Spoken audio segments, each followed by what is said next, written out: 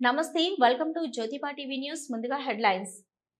అమరావతిపై విషం చిమ్ముతున్న జగన్, మాజీ ముఖ్యమంత్రిపై ఫైర్ అయిన ఆర్థిక శాఖ మంత్రి పయ్యవుల కేశవ్.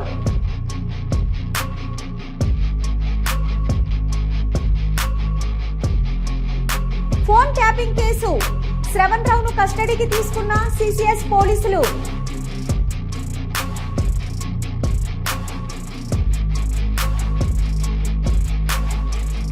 జూబ్లీహిల్స్ లో హైడ్రా కూల్చివేతలు, నాలపై నిర్మించిన నిర్మాణాలను షెడ్లు కూల్చివేసిన అధికారులు.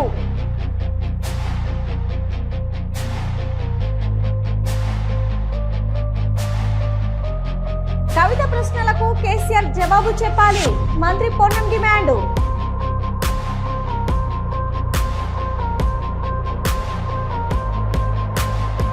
జూలూరు పిఎస్సిఎస్ ధాన్యం కొనుగోలు కేంద్రాన్ని ఆకస్మిక తనిఖీ చేసిన జిల్లా కలెక్టర్ హనుమంతరావు. జాలీ మిషన్ పనిచేయకపోవడంపై ఆగ్రహం.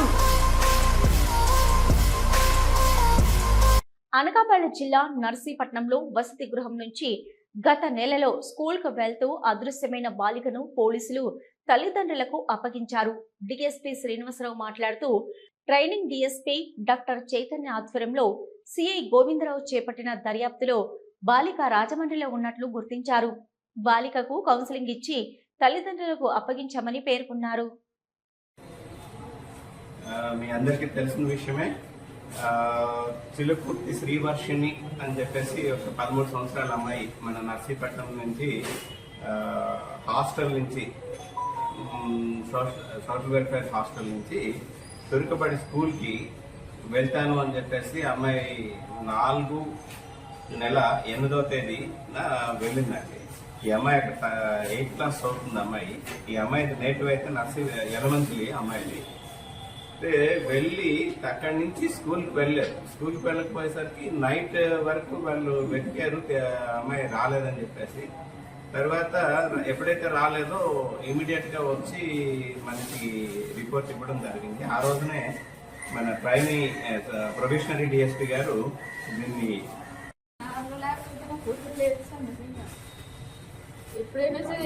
దేనికి చెప్తారమ్మా, దేనికైనా ఎందుకు చెప్తారు? నువ్వు బాగుండాలనే కదా చెప్తారు, నువ్వు మంచిగా ఉండాలనే కదా చెప్తారు, అంతేనా? సార్ ఎప్పుడు ఏ టైంలో ఫోన్ చేసినా లిఫ్ట్ చేసి సమాధానం చెప్పి ఎక్కడికి వెళ్ళినా సరే ఫోటోస్ పెట్టి బాగానే చేశారు. సార్ కాకపోతే నాకు ముందు నా దగ్గరికి రావాలని 45 రోజుల నుంచి తిరుగుతూనే ఉన్నారండి. సార్లు మొత్తం తిరుగుతున్నారండి. ఒక రోజు కానీ మీ అమ్మ ఎంత బాధపడిందో తెలుసా? నర్సీపట్నం టౌన్ లో డ్రోన్ కెమెరాతో నిఘా ఏర్పాటు చేశారు.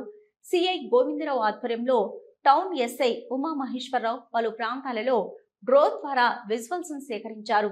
ఈ సందర్భంగా ఆయన మాట్లాడుతూ, టౌన్ పోలీస్ స్టేషన్ పరిధిలో డ్రోన్ కెమెరా ద్వారా తనిఖీ చేస్తున్నామని పేర్కొన్నారు.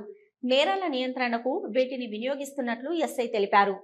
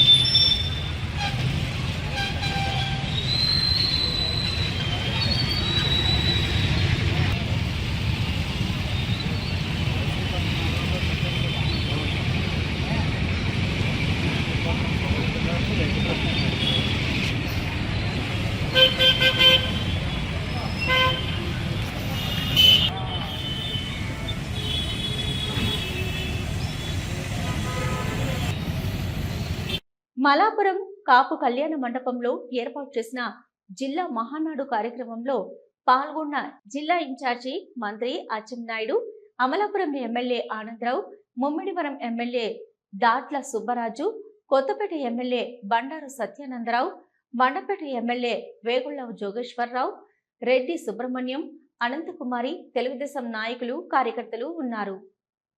ఒక నియోజకవర్గానికి 7 కోట్ల, ఒక నియోజకవర్గానికి 6 కోట్ల, మాకు 3 కోట్ల. మాకు రోడ్లు లేవా? మాకు ఇరిగేషన్ ప్రాజెక్టులు లేవా? మేము మామూలు ప్రజలు ఎన్నుకోలేదా? చెప్పండి మినిస్టర్తో కూడా. దయచేసి నేను రిక్వెస్ట్ చేస్తున్నాను, మాకు సమానంగా ఇవ్వండి. మాకే ఇప్పుడు మున్సిపాలిటీలు లేవు, మాకు జీఎంసీలు లేవు. ఉన్నదల్లా గ్రామీణ ప్రాంతం. నాకు కేఎస్ చోడవరం ఎమ్మెల్యే గారిని. అందరికీ నమస్కారాలు. హంద్రీ నివాస్ సుజల స్రవంతి పైన కాంగ్రెస్, తెలుగుదేశం, వైసీపీ ప్రభుత్వాలు చేసిన అభివృద్ధి పైన బహిరంగ చర్చకు సిద్ధమైన ఎమ్మెల్సీ శివరామరెడ్డి గారు జీడిపల్లి రిజర్వాయర్కు రావడానికి నాకు ట్రాన్స్పోర్ట్ ప్రాబ్లము, వర్షం వస్తుందేమో ఇట్లాంటి కుంటి సాకులు చెప్పి బహిరంగ చర్చకు రాకుండా ఉరవకొండ నుంచినే తుర్రుమనిపించినాడు. ఇది పెద్ద మనిషి లక్షణం కాదు. మీకు చర్చించే దమ్ము ధైర్యము లేకపోతే బహిరంగ సవాలు విసరకూడదు.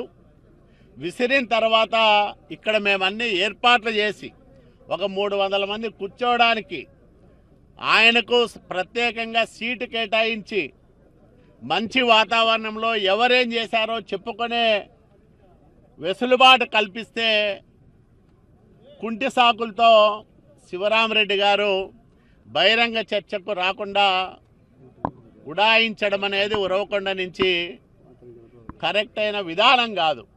మాజీ సీఎం వైసీపీ అధినేత వైఎస్ జగన్మోహన్ రెడ్డి అమరావతిపై విషం చిమ్ముతున్నారని ఆర్థిక శాఖ మంత్రి పయ్యవుల కేశవ్ తీవ్ర ఆగ్రహం వ్యక్తం చేశారు.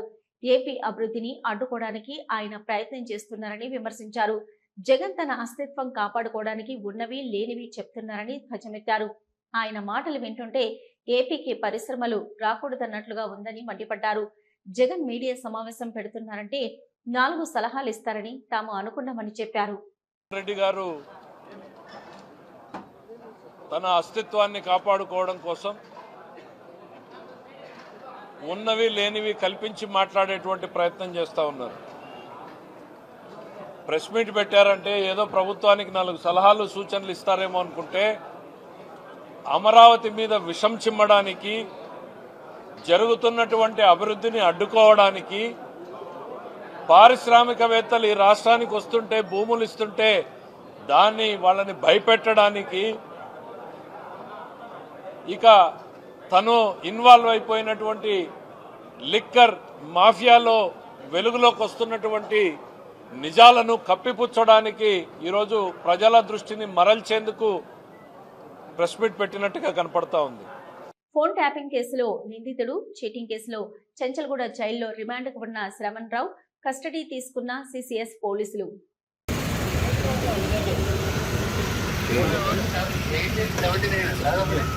ఇదేనా ఉండని నువ్వు లైవ్ తీసుకో. ఇక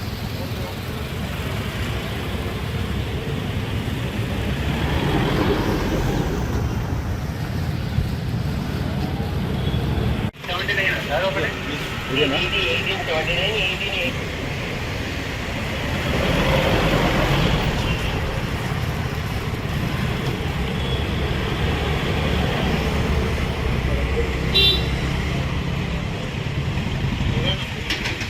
జగిత్యాల రూరల్ మండలం తిప్పన్నపేట గ్రామంలో రైతులు రోడ్డెక్కారు.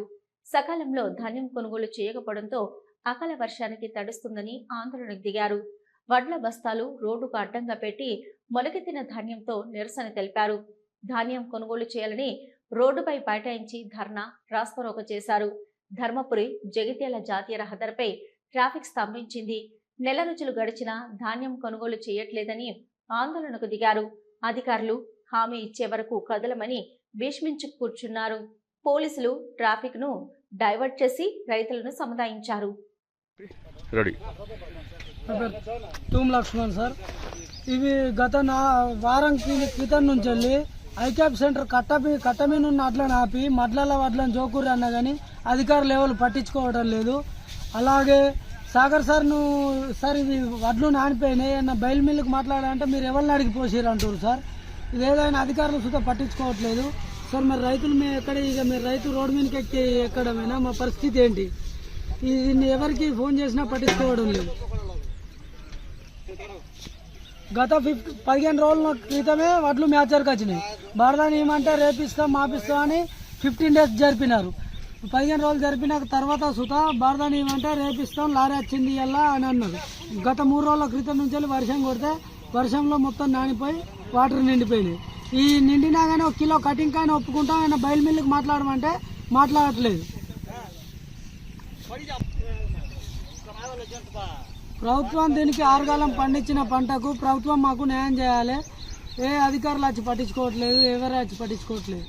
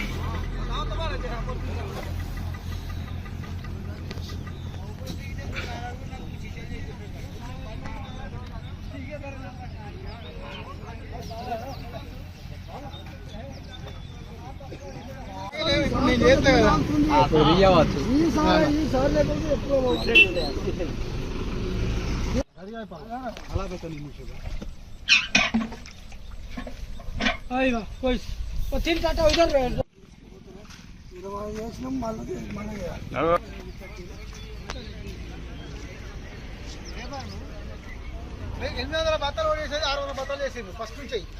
లేబర్ ఇట్లా కరెక్ట్ ఉంటే ఇలా ఇల్లు ఒక్కిస్తాము మనం తెలుసా. ఎప్పుడు అయిపో ఏమైనా లారీకి మళ్ళీ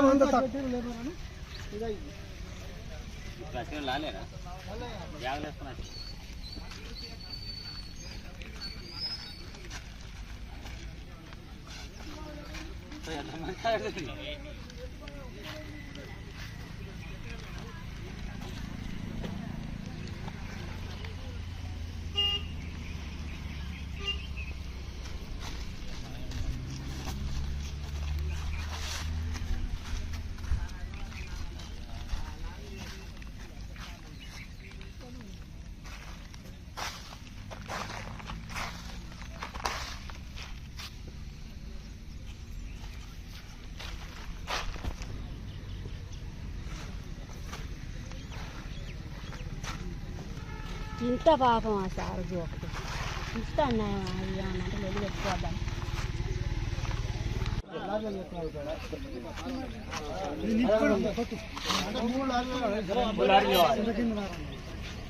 జూబ్లీహిల్స్ లో హైడ్రా కూల్చివేతలు. పెద్దమ్మగుడి పక్కన నాలపైన ఆక్రమణలు కూలుస్తున్న హైడ్రా సిబ్బంది. ఉదయం 6 గంటల నుంచి కొనసాగుతున్న కూల్చివేతలు. నాలపై నిర్మించిన నిర్మాణాలను షెడ్లు కూల్చివేస్తున్న అధికారులు. నాలాను ఆక్రమించి నిర్మించినట్లు గుర్తించిన హైడ్రా 500 గజాలకు పైగా స్థలంలో నిర్మాణాలను కూల్చివేస్తున్న హైడ్రా సిబ్బంది.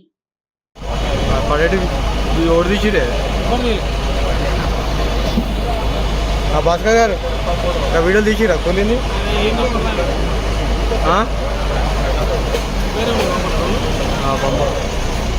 పెడుతురుగా మళ్ళీ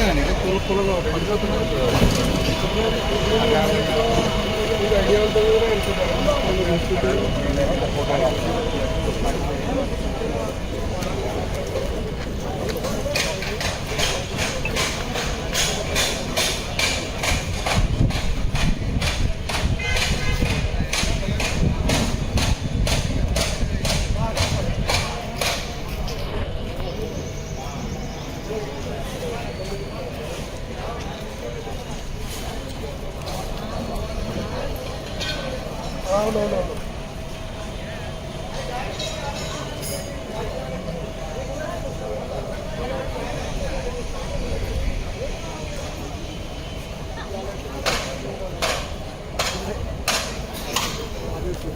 మన ఆ రోజు కట్ చేసిన దగ్గరనే కదా.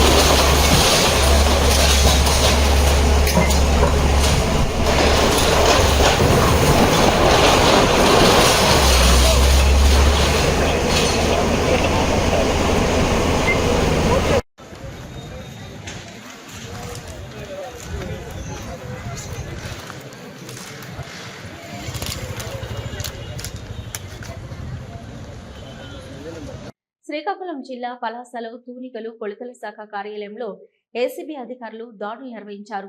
ఈ దాడుల్లో ఇన్స్పెక్టర్ శ్రీధర్ పలువురు వ్యాపారుల నుంచి 1.78 లక్షలు లంచం తీసుకుంటుండగా రెడీ హ్యాండెడ్ గా శ్రీకాకుళం ఏసీబీ డీఎస్పీ రమణమూర్తికి పట్టుబడ్డారు. ఘటనపై కేసు నమోదు చేసి ఏసీబీ కోర్టులో శ్రీధర్ ను ప్రవేశపెడుతున్నట్లు డీఎస్పీ మీడియాతో తెలిపారు.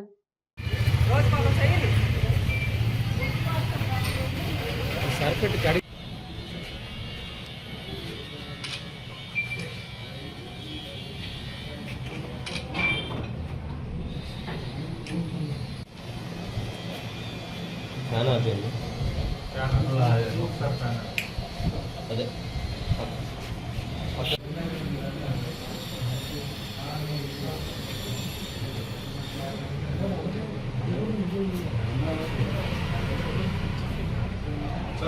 లీగల్ మెట్రాలజీ డిపార్ట్మెంట్, తూనికలు కొలతల శాఖ ఇన్స్పెక్టర్ గారు అయినటువంటి శ్రీధర్ కళాశాలలో పనిచేస్తున్నారు, శ్రీకాకుళం జిల్లా. ఇతను ఏంటంటే ఇతని మీద చాలా అవినీతి ఆరోపణలు వచ్చాయి. ఆ క్రమంలో మాకు ఫిర్యాదు వచ్చింది. ఏంటంటే ఇతను సుమారు 14 మండలాలకు చెందినటువంటి వర్తకులు ఎవరైతే ఉన్నారో వాళ్ళందరూ ఎలక్ట్రానిక్ కాటాల ఎలక్ట్రానిక్ వెయింగ్ మిషన్స్ అన్నీ కూడా చెక్ చేసి సర్టిఫై చేస్తారు. ఆ సర్టిఫై చేసిన దానికి అన్నీ తిరగలేడు. సుమారు 1000 కొలది ఉంటాయి. 14 మండలాల్లో 1000 ఉంటాయి. So government authorised license repairers అని కొంతమందిని నియమిస్తారు. ఆ క్రమంలో ఒక 2 రిపేరర్స్, వాళ్ళిద్దరూ ఏంటంటే వాళ్ళకి సంబంధించినటువంటి మండలాల్లో ప్రతి ఎలక్ట్రానిక్ కాటా చెక్ చేసి దాని మీద ఏమైనా రిపేర్ ఉంటే రిపేర్ రాసి ఆ రిపేర్కి ఛార్జెస్ తీసుకుని, అలాగే ఆ లైసెన్స్ ఏమైనా ఎక్స్పైర్ అయిపోతే వెరిఫికేషన్ సర్టిఫికేట్ ఇప్పించడానికి సుమారు 300 రూపాయలు చలానా కట్టాలి గవర్నమెంట్కి 300 రూపాయలు చలానా కట్టాలి. కట్టకుండా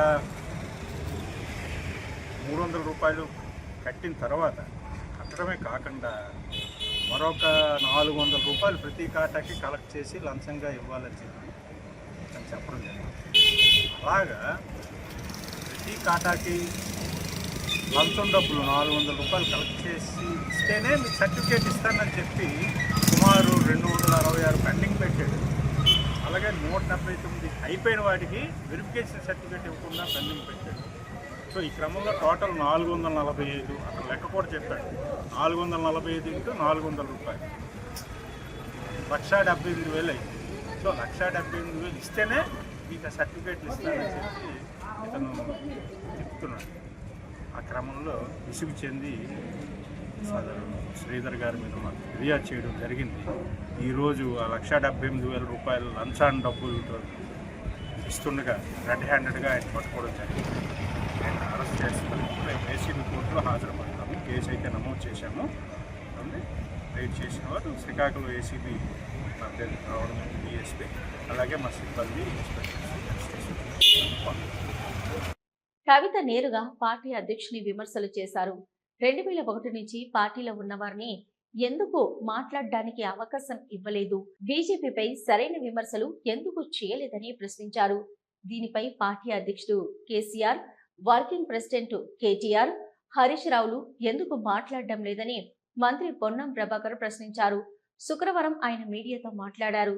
గతంలో తెలంగాణ సగటు మనిషికి ఉన్న అనుమానం, కాంగ్రెస్ పార్టీ చేస్తున్న ఆరోపణలను బలీయంగా నిజ నిర్ధారణ జరిగే విధంగా కవిత లేఖ ఉంది. కవిత అడిగిన ప్రశ్న, కాంగ్రెస్ పార్టీ, బీఆర్ఎస్ పార్టీలోని కొంతమంది బీజేపీతో ఎందుకు స్నేహపూర్వకంగా ఉంటున్నారు, గతంలో 10 సంవత్సరాలు కేంద్రంలో బీజేపీతో బీఆర్ఎస్ ఎందుకు స్నేహంగా ఉన్నారని కాంగ్రెస్ అడిగితే రాజకీయం అన్నారు. ఇంత పెద్ద ఎత్తున కేంద్రం రాష్ట్రానికి అన్యాయం చేస్తున్నా, దేశవ్యాప్తంగా బీజేపీ ప్రభుత్వం తప్పు చేస్తున్నా కేసీఆర్ ఎందుకు ప్రశ్నించడం లేదని కాంగ్రెస్ అడిగితే రాజకీయం అన్నారు. ఈరోజు కవిత అడుగుతున్నారు, దానికి జవాబు చెప్పాలి. ప్రజాస్వామ్యానికి అవకాశం లేని పార్టీ బీఆర్ఎస్. సొంత పార్టీ అధ్యక్షుడు కూతురు సామాన్య కార్యకర్తలకు కలవడం లేదు, ప్రజలకు అందుబాటులో ఉండడం లేదు, కార్యకర్తల కష్టాలు పంచుకోవడం లేదు. అంత పెద్ద సభలో 2001 నుంచి పార్టీలో ఉన్న సీనియర్లను మాట్లాడే అవకాశం ఇవ్వలేదని లేఖలో లేవనెత్తిన అంశాలపై పార్టీ ట్రబుల్ షూటర్ అని చెప్పే హరీష్ రావు, అధ్యక్షుడు కేసీఆర్ సమాధానం చెప్పాలి.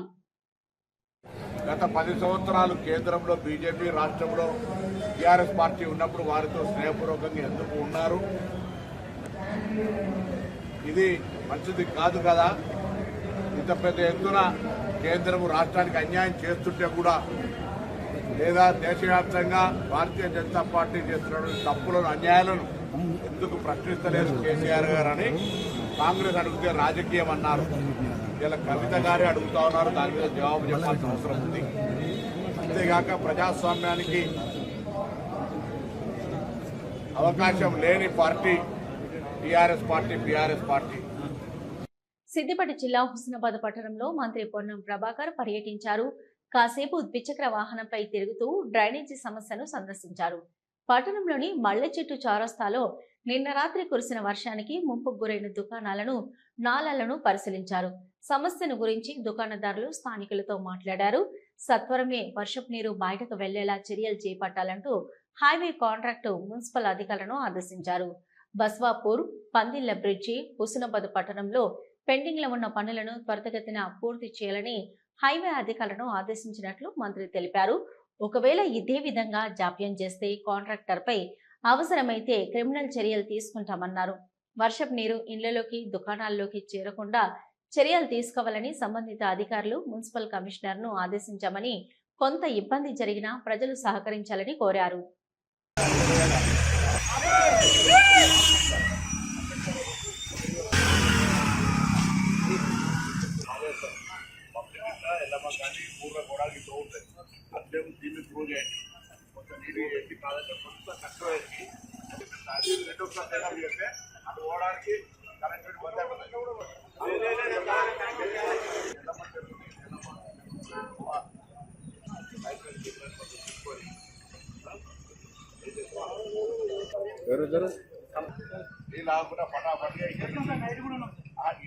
కొత్త కాలువ అది ఎలా జరుగుతుంది బంద్ అయితే ఈ బంద్ చేస్తే కష్టమైంది. అది కట్టినాక అది బండ్లు ఓడిపోయినాక ఈజీ అవుతారు.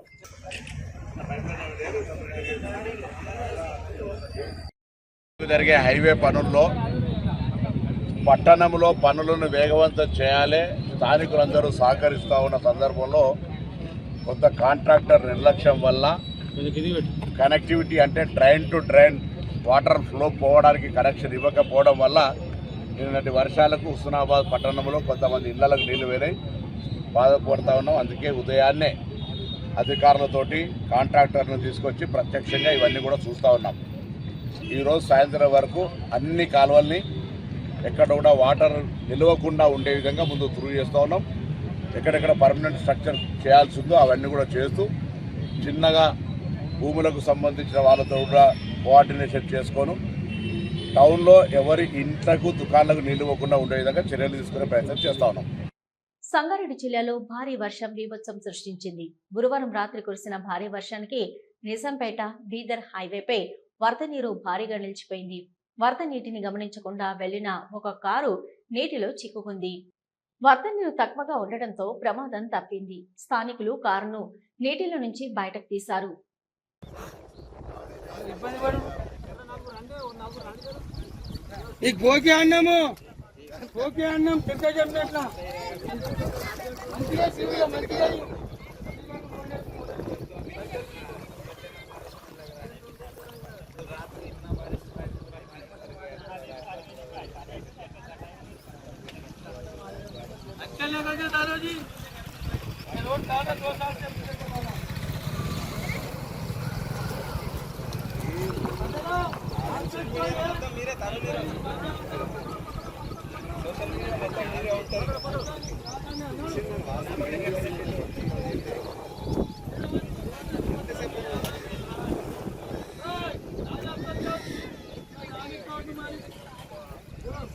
యాదాద్రి భువనగిరి జిల్లా పోచంపల్లి మండలం జూలూరు PSCS ధాన్యం కొనుగోలు కేంద్రాన్ని జిల్లా కలెక్టర్ హనుమంతరావు ఆకస్మిక తనిఖీ చేశారు. ఇక జాలీ మిషన్ పనిచేయడం లేదని సంబంధిత అధికారులపై ఆగ్రహం వ్యక్తం చేశారు. సాయంత్రం వరకు జాలీ మిషన్ పనిచేసేలా చర్యలు తీసుకోవాలని అధికారులకు ఆదేశాలు జారీ చేశారు. రైతులకు ఇబ్బంది కలిగిస్తే చర్యలు తీసుకుంటామని హెచ్చరించారు. వాటి మీద తడవకుండా కప్పుతాం. ఉన్నాయిగా ఇంటికాడ ఏం చేస్తున్నావు మరి పెట్టి కప్పండి. మనమైతే బందోబస్తు చేసుకోవాలి. నీ రెండేనా సెంటర్ మొత్తం టోటల్ ఉన్నాయి కదా, అన్ని అయిపోతున్నాయి. గూడెం పెద్ద గూడెం అది ఉంది కదా, దాంతో కూడా ఎక్కువే ఉంటాయి కదా. మామిడి కూడా క్లోజ్ అయిన అమాని అడుగు మరి దేశం క్లోజ్ అయింది. ఇక్కడికే తీసుకురాండి, పెద్ద ఎత్తున జరగాలి. తర్వాత ఇంకా ఇక్కడ పెద్దది జాలీ మిషన్ తెప్పించిన. ఇవి ఇప్పటివరకున్న జ్యోతిబా టీవీ న్యూస్. నమస్తే.